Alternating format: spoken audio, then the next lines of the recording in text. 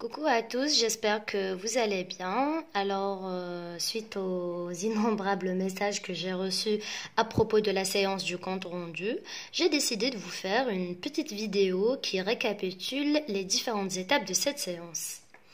Alors, la première des choses à faire, c'est un rappel de la situation d'intégration proposée précédemment. Vous savez que la situation d'intégration comprend un contexte, une tâche et des critères de réussite. Ensuite, vous allez faire un rappel des critères de réussite, le respect de la consigne, la cohérence, correction de la langue et la mise en page. C'est aux élèves de le faire, hein. Ensuite, vous allez faire des remarques d'ordre général, des remarques positives et négatives. C'est-à-dire là, vous allez faire un bilan général à vos apprenants, après la correction, bien sûr. Exploitation d'une copie à l'aide d'une grille. C'est une étape proposée par notre inspecteur. Je sais que certains d'entre vous vont se dire c'est quoi cette étape. Après, on verra, je vais vous montrer un modèle de ma fiche et vous allez comprendre mieux. Donc là, il s'agit d'une exploitation d'une copie d'un élève à l'aide d'une grille. C'est-à-dire là, les apprenants vont évaluer, c'est-à-dire ils vont détecter les erreurs commises, classer, dire ce qui a été fait, ce qui n'a pas été fait, etc. Ensuite, il faut proposer un texte fautif, c'est-à-dire vous allez vous inspirer des erreurs communes des apprenants. Ensuite, vous allez proposer un court texte fautif. Et à ce moment-là, les apprenants vont identifier les erreurs, les classer, ensuite les corriger. Et j'ai une remarque à propos des erreurs d'orthographe. On évite de les mettre avec les autres erreurs. Et moi, personnellement, j'utilise l'ardoise pour y remédier. C'est la meilleure solution pour y remédier, je crois. Et enfin, vous avez l'autocorrection. L'autocorrection, c'est une étape très importante qui vient à la fin de ces étapes et il faut vraiment la faire et surtout vérifier si les apprenants s'autocorrigent ou non. Voilà, c'est les étapes de manière générale. Alors, on va commencer d'abord par l'en-tête de cette fiche. Bien sûr, vous allez mentionner la compétence globale du niveau que vous prenez en charge. Vous avez l'intitulé du projet, ensuite l'objectif de la séquence, la séance, la phase. Bon, vous savez très bien qu'avant de faire le compte rendu, on passe par 2G. Il y a une préparation à l'écrit. Là, l'élève va apprendre à rédiger avec ses pairs, il va avoir un modèle et tout. Ensuite, vous lui proposez une nouvelle situation d'intégration qui est le 2e G et qui sera évaluée. Et là, vous avez les objectifs de la séance, les moyens et la durée. Voilà.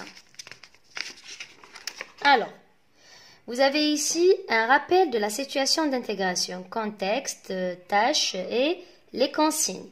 D'accord? Vous allez écrire la situation d'intégration au tableau et la traiter brièvement. Comme j'ai mentionné tout à l'heure, vous avez aussi un rappel des critères de réussite, l'adéquation de la consigne à l'écrit, la cohérence, correction de la langue, lisibilité et mise en page. Les apprenants doivent connaître ces critères par cœur. D'accord? Et là, vous avez des remarques d'ordre général, vous avez des remarques positives et des remarques négatives. Il ne faut pas trop s'étaler ici, n'oubliez pas que vous avez uniquement 1 heure. Ensuite, j'arrive à l'étape de l'exploitation d'une copie. Alors, le choix de cette copie est basé sur les erreurs pertinentes et fréquentes chez la majorité des apprenants. C'est-à-dire, vous allez sélectionner la copie qui englobe presque toutes les erreurs. Ok ? Et lors de cette phase, les élèves seront appelés à comparer les données figurant dans la copie avec la grille critériée. Voilà, je vais vous montrer un exemple. Par exemple, c'est la copie choisie avec des erreurs et tout.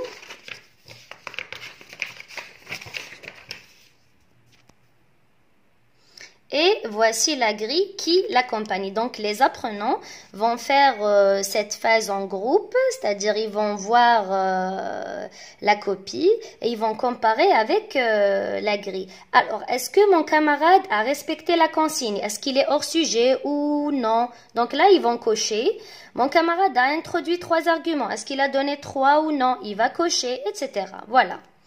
Donc, moi, je trouve que c'est une étape importante car l'apprenant est amené à évaluer le travail de son camarade à l'aide d'une grille. Donc là, il est déjà conscient des erreurs commises, de ce qu'il faut faire, de ce qu'il ne faut pas faire. D'accord?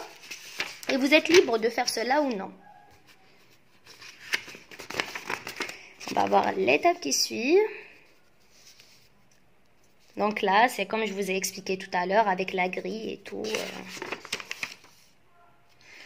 Bon, pour le texte fautif, avant d'arriver au texte fautif, je vous ai dit tout à l'heure que moi je traite les erreurs d'orthographe à part à l'aide du PLM. PLM, c'est le procédé de la martinière. Il se fait à l'aide de l'ardoise. Alors, moi, ce que je fais quand je corrige et tout, je remarque les mots, les plus mal orthographiés.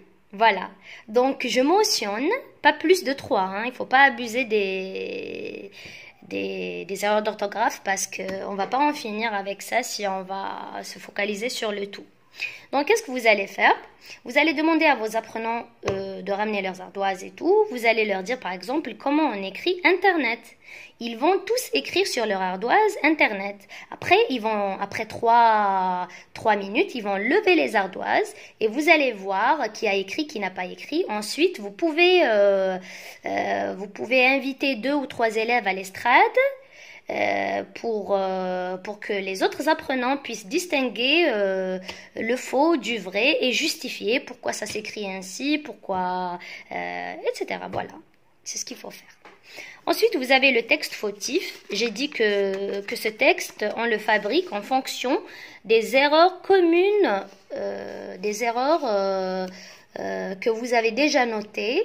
C'est-à-dire tout ce qui les erreurs qui englobent le travail des apprenants. Voilà. Ensuite, vous allez les classer. Les erreurs, leur nature. Et en fait, pour la nature, il faut aviser l'apprenant à l'avance. Il faut lui communiquer cette feuille. Bon, elle est où?